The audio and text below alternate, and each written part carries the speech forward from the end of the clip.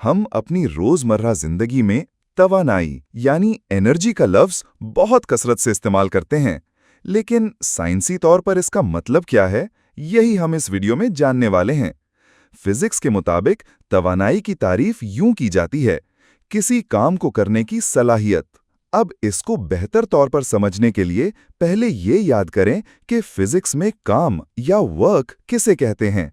काम का मतलब होता है किसी जिस्म पर कुव्वत, फोर्स लगाना और उसे हरकत देना, यानी उसे अपनी जगह से हटाना, डिस्प्लेसमेंट। सादा अल्फाज में, अगर आप किसी चीज को धकेलें और वो हरकत करे तो आपने उस पर काम किया है। लिहाजा जब हम कहते हैं कि किसी चीज में तवानाई है, तो इसका मतलब होता है कि उसमें काम करने की सलाहियत है, यानी वो किसी चीज को धकेल सकती है और हरकत में ला सकती है।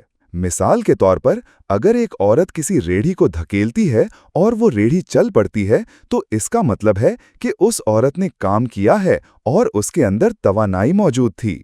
इससे ये बात जाहिर होती है कि तमाम जानदारों के अंदर तवानाई होती है, क्योंकि वो काम कर सकते हैं। लेकिन सवाल ये है कि क्या बेजान अशिया के अंदर भी तवानाई हो सकती है?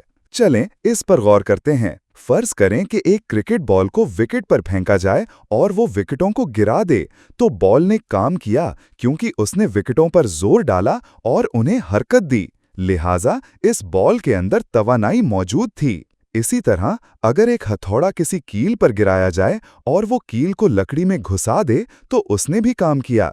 मतलब ये हुआ कि हथौड़े के अंदर भी तवानाई थी। अब इन दोनों मिसालों में एक चीज मुश्तरक है, हरकत। बॉल विकेटों से टकराने से पहले हरकत में था और हथौड़ा कील पर गिरने से पहले हरकत में था। इसका मतलब है कि हर वो चीज जो हरकत में हो, उसमें काम करने की सलाहियत होती है, यानी उसमें तवानाई होती है। जितना तेज वो जिस्म हरकत करेगा, उतनी ही ज्यादा उसके अंदर तवानाई होगी। इसी तवानाई को, जो हरकत की वजह से पैदा होती है, हरकी तवानाई यानी काइनेटिक एनर्जी कहा जाता है। यानी किसी जिस्म के पास उसकी हरकत की वजह से जो तवानाई होती है, वो हरकी तवानाई कहलाती है। इसकी मजीद मिसालें हवा, जो कि हरकत करती हुई हवा है, और पानी की लहरें हैं, जिनमें हरकत मौजूद होती है और इसी वजह से उनके अंदर भी हरकी तवानाई पाई जाती है।